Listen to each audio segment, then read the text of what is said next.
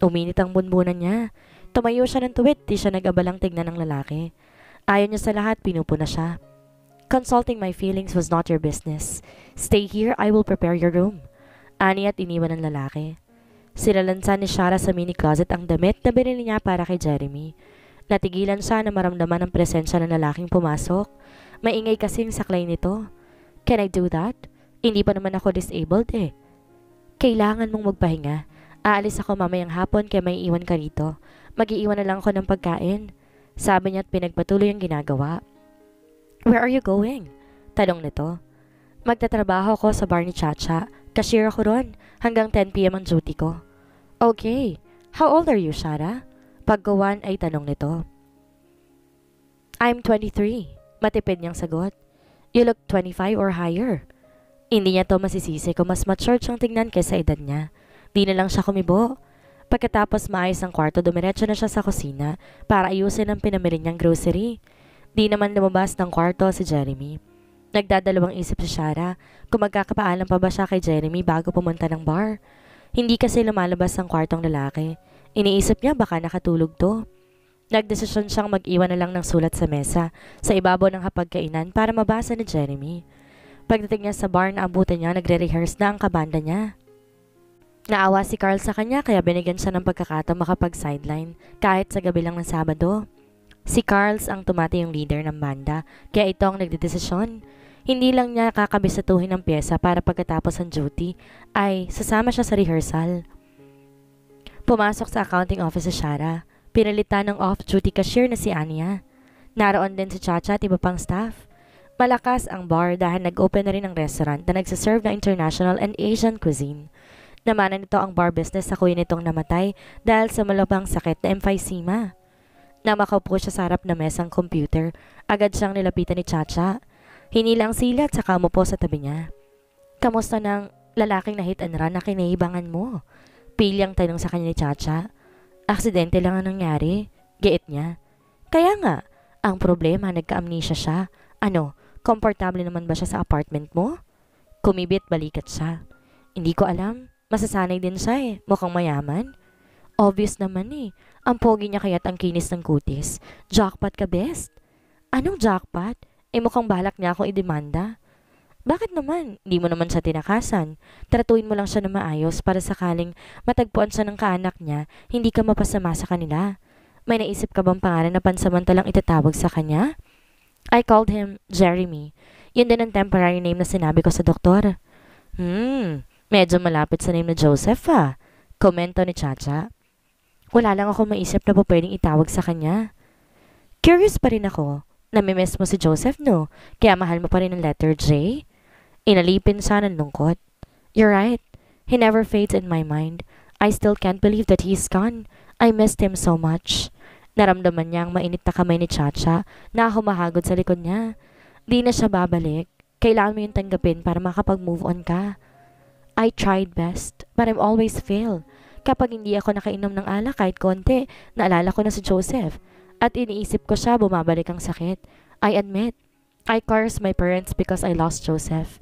I know I am bad, but sometimes I regret. I don't know where to put myself. I'm not comfortable with my life. I feel incomplete. Emosyonal na pahayag niya. Naintindihan kita ha, pero hindi habang buhay maiwasan mong parents mo. They are your parents. They know you better than other people. Pero nagdesisyon silang ipakasal ako sa lalaking hindi ko na mahal at lalong hindi ko kilala. Tuluyang dumaloy ang maninipis niyang luha. Maagap si Chacha sa pagpahid ng panyo sa pisngi niya. Maaaring yun lang naisip na para ng magulang mo para mapabuti ang buhay mo. Di naman siguro sila magdedesisyon na mapapasama sa'yo eh. Anito. Ganun ba ako kasamang anak? Gusto ko lang ng kalayaan. Humihikping wika niya. Of course you're not. Since grade school magkaibigan na tayo. Ako lang kaibigan mong hindi tututulan ng mommy mo.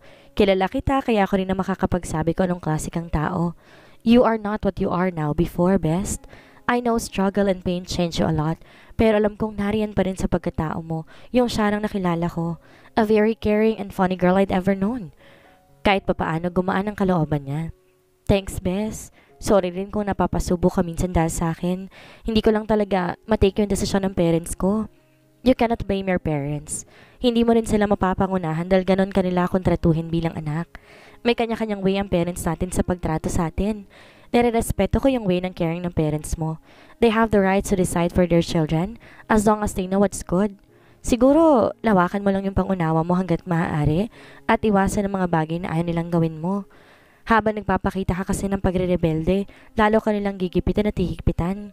Your parents both have had their pride. Kung pride din ang paiiranin mo, hindi magiging maganda ang relasyon mo sa parents mo. Mahabang litanya ni Chacha. Bigla siya natahimik na mag-sink in sa utak niyang sinabi nito. Pagkaway sinimulan niya ang kanyang trabaho. Inaalala niya ito. Iniisip niya kung anong ginagawa nito sa mga oras na iyon. Kung kumain na ba si Jeremy. Ipinilig niya ang kanyang ulo upang mawaksi ang lalaki sa kanyang isip. Pasado 12:00 na ng gabi nakauwi si Shara dahil nag-rehearse pa siya ng kakantay niya sa Sabado. Pagpasok sa apartment, nagdanyan si Jeremy, nakahiga sa sofang natutulog. Nagising ito na isara niya ang pinto. Nakasuot ng pulang jersey, short pants at puting t-shirt. Umayos na upo na makita siya. Sinipat ito ang suot na rilong pambisig. It's already 11:45, sabi nito. Umiinom ito ng brandy at buong letsyong manok. Mas maaga pa to kaysa sa regular kong pag-uwi. Aside from your work, what do you do outside at night? Usisa nito. Nainis siya. Ayaw niya sa lahat may nag-uusisa sa ginagawa niya. I'm a part-time vocalist of a local band. After ng duty, nagre-rehearse ako. Kumain ka na ba? Aniya. Nilabas niya ang bote ng brandy sa paper bag. Naka-styro box sa lechon manok. Mabusising tinanong ni Jeremy ang nilabas sa bag. Kumain ako ng 4:00 ng hapon pero hindi ako naghapunan. Inintay kitang dumating ng 10:00. Umiinom ka ba ng alak? Anito at saka nagtanong. Yes, pampatulog lang. That's not good for you. Why not? Liquor has an element to temporarily ease some bad emotions. But liquor cannot solve your problem. Buwelta nito. I know that, but at least it helps me a lot to escape the reality. Do you hate your life? Do you have a family? Hindi siya sumagot. Tinago niya ang inis. Kumuha ng shot glass at sinalina ng brandy. Lumuklok sa sofa katapat ni Jeremy. Kumuha ng kanin at kumain. Hati tayo sa lechon manok, sabi niya. You have to eat rice first. Kumain ako ng kanin sa bar kanina. Sa susunod, huwag mo na akong hintayin. Kumain ka't matulog pagkatapos. Tumayo si Jeremy at nagsaklay patungong kusina. Pagbalik, may dalang platong konting kanin. Bumalik to sa tapat niya at umupo. Inisang lagok niya ang laman ng shot glass niya. Sinisikmura siya kaya dumukot siya ng isang stick ng sigarilyo sa kahon. Inipit sa kanyang bibig ang puno ng sigarilyo at sana'y sisindihan, ngunit nagulat siya nang biglang kunin ni Jeremy ang sigarilyo. Cigarette will destroy your organs. Hindi rin ako natutuwang tingnan ng babaeng katulad mong gumagamit nito. Bumababa ang tingin ko sa kanila at honestly, nakakairitang tingnan. Do you know that most people died because of cigarette smoking, including infant and kids? Sa tanang buhay niya, hindi niya nakarinig ng ganong litanya kahit kay Joseph. Sinasaway siya nito, pero hindi ganon na kaprangkang magsalita. And for the first time, she felt discomfort. Tinapon ito malapit sa trash can ng sigarilyo. Di na lang siya nagpumilit pa. Sinalina niya ulit ng brandy ang baso niya pagkatapos ay pumapak ng lechon.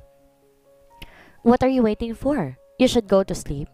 Mataring nasabi nito pagkatapos silang kumain. Umepekto na rin ng alak sa sistema niya. Hindi ako inaantok. Ikaw, kailan ka ba matatapos sa ginagawa mo? 2 shot na lang matutulog na ako. Aniya. Namumula ka na. Namumungay na rin ang mga mata mo. Puna nito.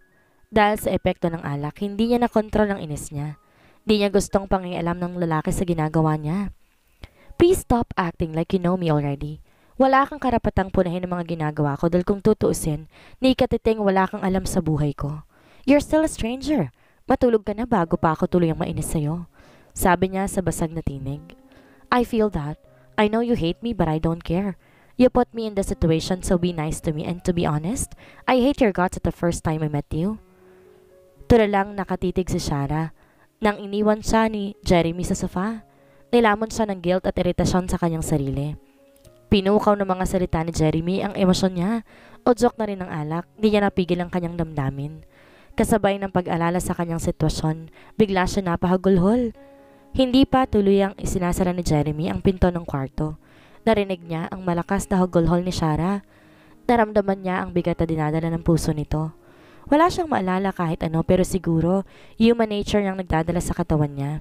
Naiinis siya sa dalaga dahil sa sinapit niya at dadagdagan pang inis na yun na matuklasan niya ang bisyo nito. Pero sa nakikita niya biglang naglaho ang inis niya. Naramdaman niyang may mabigat na pinagdaraanan ng babae kaya ito nagkakaganon. Ang inis niya nahalinhan ng awa. Di pa niya lubos na kilala si Shara pero may nararamdaman siya. May magandang side ito. Di dapat niya agad husgahan ng dalaga. Pagbibigyan niya ito ng pagkakataong mapalapit sa kanya. Kailangan niyang pakisamahan to dahil ito lang makakatulong sa pagkakataong to para may balik ang alaala niya. Nang muli niyang silipin ng dalaga, tumigil na to sa pag-inom. Nang mapansin niyang nakahiga na sa kama, marahan siyang naglakad palabas. Nilapitan to. Nakapikit na to. Di na masyado makirot ang binti niya at naigagalaw na niya, pero kailangan pa rin ng saklay para makapaglapas na maayos. Niligpit niyang kalat sa mesa. Ang natirang lechon pinasok sa ref. Di niya mabubuhat ang dalaga dahil sa kalagayan niya. Kinuha na lang niyang isang unan at kumot. Marahang inangat ang ulo nito sa kanilagyan ng unan, tsaka ito kinumutan. Nang iwan niya na ito, napahinto siya na magsalita ang dalaga. Joseph, wag mo akong iwan. Bigkas nitong nakapikit. Noon niya napatunayang may mapait na nakaraan dalaga na siyang nagpapabigat sa kalooban nito. Nang mahimbing ng tulog nito, iniwan niya na. Nagising si Shara nang manuot sa ilong niya ang mabangong ginisang bawang at sibuyas. Bumalikwas siya ng upo na madaman niyang pamumulikat ng kanang binti. Marahan niya itong hinihilot. Nang kumalma ang kirot ng binti niya, ay sakalang niya namalayan na hindi siya nasa kwarto niya natutulog. Napatingin siya sa gawin ng kusina. Doon nagmula ang mabangong niluluto. Biglang humilab ang sikmura niya. Tumayo siya at mahinang humakbang patungong kusina. Nasurpresa siya nang mamataan niya si Jeremy na nagluluto ng suot lamang itim na jersey pants at tanging pulang apron, ang suot pang itaas. Nagagalawan ang mga nagkaparte-parting muscles nito sa likod habang hinahalo ang niluluto sa kawali. Gamit lang ang kaliwang kamay, dalang isa'y nakalalay sa saklay. You should take more rest first. Waring excuse na sabi niya. Bahagyang nagulat ang lalaki, lumingon sa kanya. Nakaangat ang katamtamang kapal na mga kiling nito habang walang korap na nakatitig sa kanya. Di mo dapat ginagawa yan. Patuloy niya. It's 8 o'clock in the morning. Supposed to be it's a perfect time for breakfast but I'm still cooking. I am hungry and I guess you too. Just take your seat and wait for me for the fried rice. I've done cooking sausage and scrambled eggs. I'll take a bath first. Sabi niya at nagtungo sa kwarto. Tuloy ang nawala ang antok at pananamlay ni Shara matapos ang halos kalahating oras sa pagligo. Nagsuot siya ng manipis sa puting shirt at maiksing maong pants na hantad na makikinis at mahahabang hita. Pagbalik sa kusina nakahain ng almusal. May umuusok pang instant crab and corn soup. Nakaupo si Jeremy sa silang nasa dulo ng mesa. Di pa to kumakain. Natigilan siya na mapansing pinapasadaan siya nito ng tingin. Sa kanya napansing nasa sobrang nipis ang t-shirt niya, bumabakat at visible ng konti ang kanyang dibdib. Tumitig din si Jeremy sa hita niya. Nag-abala pa siyang hatakin ng pants niya pababa. Is something wrong? No, but you look uncomfortable in that clothes.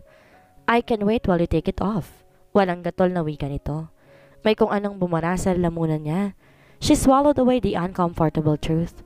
She's not prepared for his boldness. Komportable ako sa suot ko. Di ko kailangan mag-adjust kung di mo gustong pananamit ko. Sabi niya at saka umupo sa silang katapat nito. Hinihila mo kasi pababa ang nilayan ng pants mo so I thought you're not comfortable. Sorry, this is your house. If you choose to wear your shirt and sexy short, I guess it's your business. Anyway, enjoy our breakfast. I'm not sure if I have talent in cooking but I tried basic breakfast menu. Sabi pa nito. Hindi na niya pinansin ang pagpuna nito sa damit niya. You're not fully recovered so please don't force yourself to work. Whatever happens to you, it's my responsibility. Sabi na lamang niya. But I'm hungry. Ayoko maghintay kung anong oras ka magigising. Di na kita nailipat sa kwarto mo kagabi dahil nahihirapan na ako magbuhat na mabigat. Enough! Kumain ka na. Mamaya pag-iisipan ko kung paano ayusin ang schedule ko. Sa ngayon, di ko pa maaasikaso ang paghahanap sa kaanak mo. Marami pa akong iniisip. Aniya, take your time.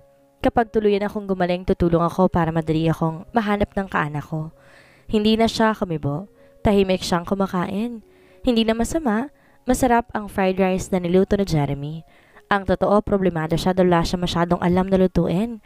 Natuto lang siyang magluto ng adobo dahil tinuruan siya ng yumaon niyang nobyo. Ni pagsaing nga noon, di niya alam. Kahit paglalaba, hindi pa niya magawa ng perpekto. Tinuruan siya ni Joseph kung paano mamuhay ng simple at maging independent. Where's your parents, Shara? Maya-maya ay usisa ni Jeremy. Bumuntong hininga siya. They migrated in New York. They are both busy in their hotel business. Sagot niya. So you're alone here in the Philippines? Narito ang nakatatandahang kapatid na lalaki to manage my family business. And why are you living in this simple life? I chose this. To choose has always a reason. I know and I feel that you're not comfortable with your life. Natameme siya. Bihira ang baguhang tao sa buhay niyang nag-abalang harap-harapang alamin ang kwento ng buhay niya. Bihira rin siyang magkwento at sa piling tao lang, lalong hindi sa isang ekstranghero. Kapag maraming nakakaalam, masyadong risky.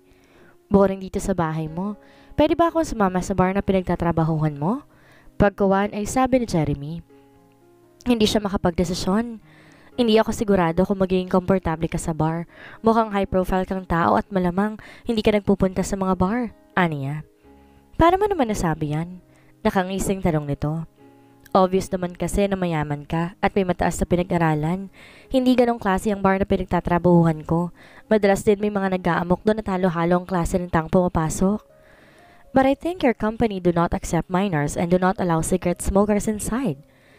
May smoking area ang bar at tama ka. Hindi kami tumatanggap ng minors, pero ang gulo hindi maiiwasan. Magkano ang salary mo sa bar? 480 pesos per duty, 1,000 naman per gig sa banda namin. Nag-invest din ako sa bar at monthly kung nakakakuha ng 10% interest monthly. Why did you choose this kind of life? Kung tutuusin, you almost have everything. Hindi na alam ni Shara kung tama ba bang sinasagot niya sa mga personal na tanong ni Jeremy. Bigla siyang nairita. Sa palagay ko, lagpas ka na sa limitasyon mo. You are such a good interrogator but asking me personal information is too much. Aniya. Tumawa ng pagkakang lalaki. Sorry, I just want to assure that I'm living with a normal person. Sabi nito. Lalo siyang nainis sa sinabi nito. I can't blame you but I never betrayed other human in my entire life. Of course, I'm normal. Normal people experience some mental problems like anxiety and depression. Palatak niya. I know that. That's why I've observed from you. Naisip ko na baka may pinagdadaanan kang problema kaya ang bilis mo mairita. Don't get me wrong. I am not a judgmental kind of person but I hate secrets and liar person. You can trust me. Kaswal na sabi nito. Bumuntong hininga siya. How can I trust a stranger and an amnesia patient? Kapag babalik ang alaala mo, hindi na ako basta mabubura sa isip mo at madadala mo sa pag-alis sa mga nalalaman mo tungkol sa akin. Ayokong maraming nakakaalam sa kwento ng buhay ko.